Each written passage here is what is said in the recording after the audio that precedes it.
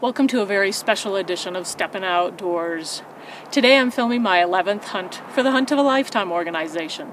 Hunt of a Lifetime is a non-profit organization that fulfills hunting and fishing dreams for youngsters 21 years and under who have a life-threatening illness. These kids are truly an inspiration. Stay tuned and you'll see why.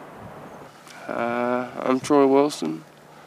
I am 17 years old. I'm from Leesburg, Ohio. Some activities I enjoy doing in my free time would be hunting, fishing, anything mainly to do with the outdoors. I enjoy spending time with my family. If it wasn't for my family, I wouldn't be hunting down here. Well, these were some dandy bulls that we saw when we were driving in.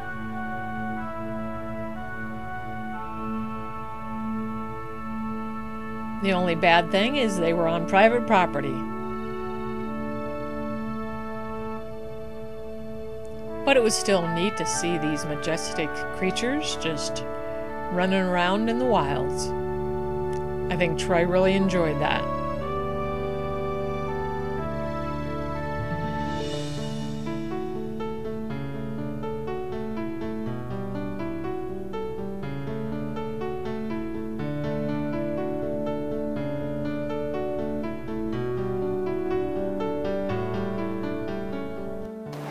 Check out the view.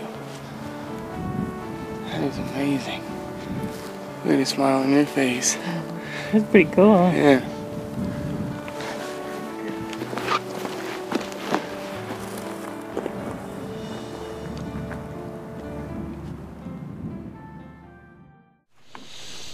Well, this is Troy getting loaded up. Yep.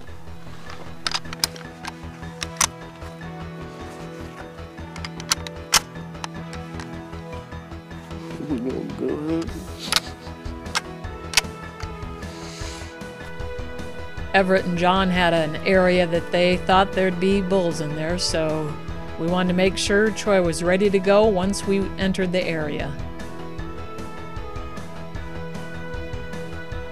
And sure enough, they were right. There was about 7 or 8 bulls in there. And Troy just had to figure out which one he wanted. He chose this one, the biggest one of all of them.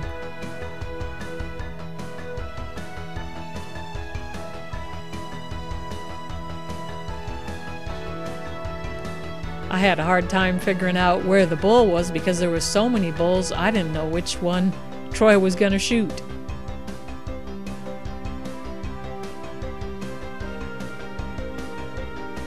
Come on now, just turn around and give us a broadside shot. There it is.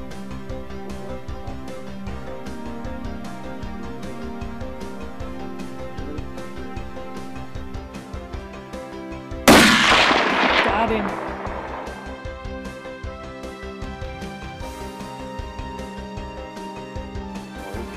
My adrenaline was going.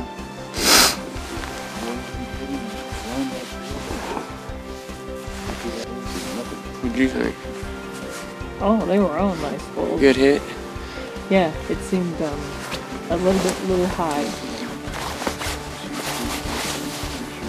It's a little bit higher. What distance was it?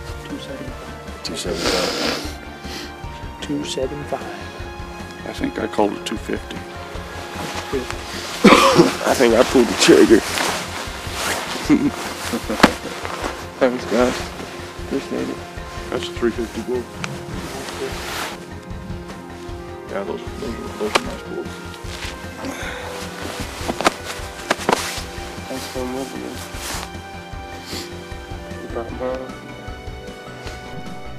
This is Troy telling John the story of how he fell in the shower the day before. Yeah, this one been like that. This one only been so far. It bent so far back, like it was touching the back of my head. Really? Yeah. I was flopping around like a fish out of water, you know what I mean? Because it was stuck underneath of me. Your dad hear you fall? Yeah. He about broke the door down. Now, Yeah, when we parked down there, I seen one bull standing right here, and then Everett seen those other bulls. When we pulled up here, those 3 spikes dropped off here, walked up the canyon there, and them other big bulls went right out on top. And there's some nice bulls in that bunch, and you shot the biggest one. That was a dandy bull. And did you notice how that bull was hanging way over by himself? Those bigger, older bulls will do that. Yeah. They're cagey old suckers, but he made a mistake of turning broadside. It's a good shot. Yeah. What'd you think when you seen him, Troy? Heart just started going really. And then the other four bulls that were with him, I didn't know exactly, which one to go for at first. And I seen him when he come off. He like you said, he was designated to himself pretty much. So just had to wait for him to go on up the hill just a little bit and turn broadside. When he did, if it's brown, it's down. Yeah, he hit him hard too. So Good hit. Well, let's go see if we can find him.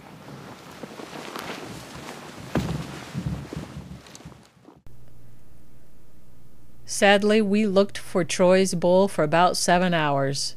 We found a blood trail, but it eventually ended, and there was no other place to look. We were pretty disheartened. Well, there's been a little change in the weather.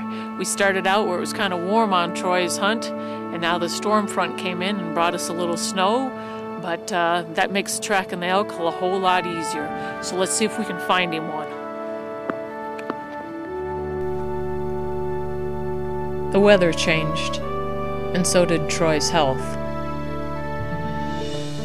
This was the 3rd day, and he wasn't feeling as good as he had when he first arrived.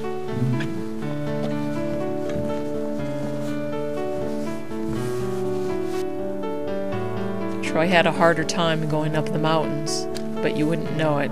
He kept pressing on, and he never complained.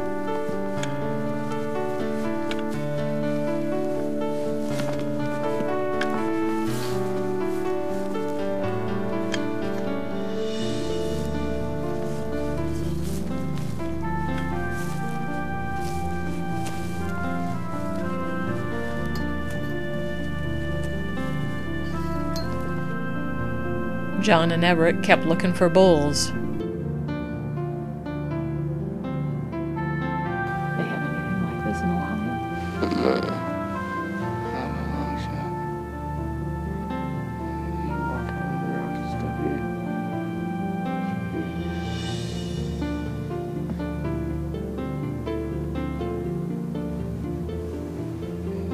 It's really beautiful. So what do you think of your hunt so far? Yeah, I'm a blast. Yeah, I mean, Good. I had a lot better taste. Glad to hear that. Yeah. You guys are doing a good job of what you're supposed to do. You guys are doing a real good job. Wish you could have got that elk yesterday, but swing and a miss, I guess. There's still a few more days left. So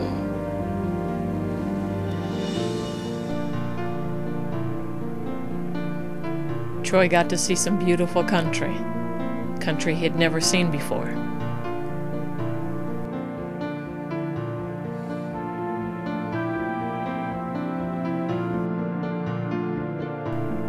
We saw elk, just not any bulls.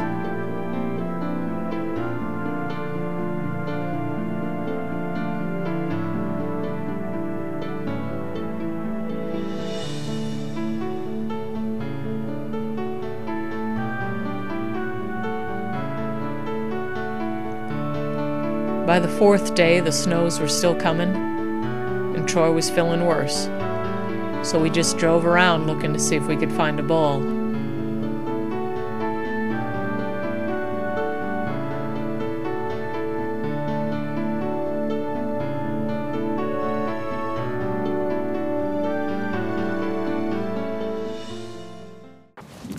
Well, Troy, I sure enjoyed filming your hunt of a lifetime hunt. I hope you enjoyed your Arizona adventure as much as we enjoyed having you and your dad come out and visit us. It was a great time, and we wish you and your family all the best. Hi Troy, John Bennett here. I just want to tell you what an honor it was to meet you and your dad and go hunting with you. You know, usually when I go hunting, there's just certain things that you do for people and certain things you expect out of them. And I got to tell you that I learned a lot on this hunt. I appreciate the opportunity to hunt with you and your dad. You're a fine young man, and I know we're going to get to hunt again. See you later. By the 5th day of the hunt, Troy was in his hotel room, sick. He and his dad were planning on leaving the next day, because Troy was just feeling worse and worse. So the guides and I decided we'd go out and video the things that we've seen since he couldn't be with us.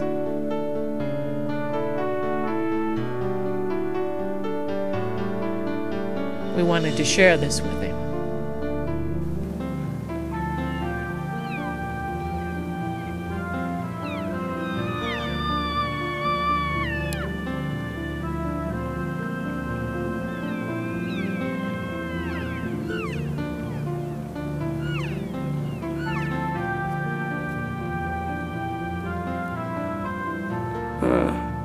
I got to go on this hunt because of Hunt of a Lifetime. And it was been great.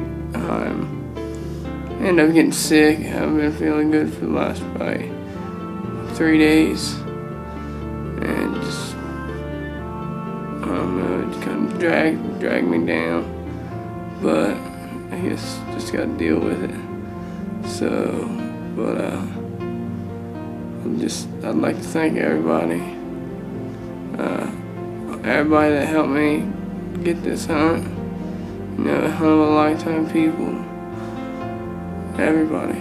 Mom, Dad. You know, everybody that's kept me strong through this point in my life.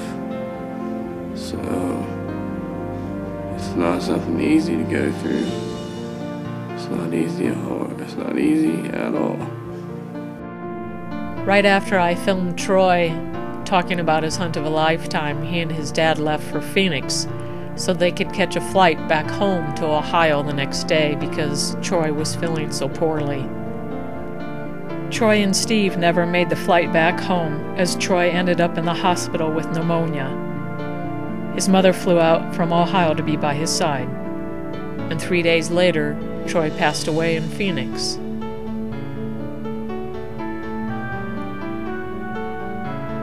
I am reminded of something Troy would say to us as we were walking up a hill when we'd ask him, "Are you okay? Do you want to stop?" He'd say, "You can't break me. You can't break me."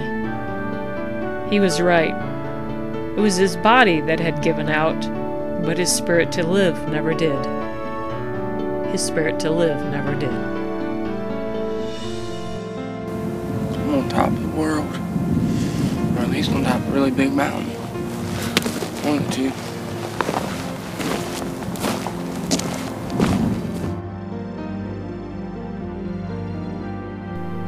If you know of a child with a life-threatening illness that dreams of going on a fishing or hunting adventure, or if you'd like to volunteer your time or make a monetary donation, contact the Hunt of a Lifetime Foundation at www.huntofalifetime.org or call 1-866-345-4455.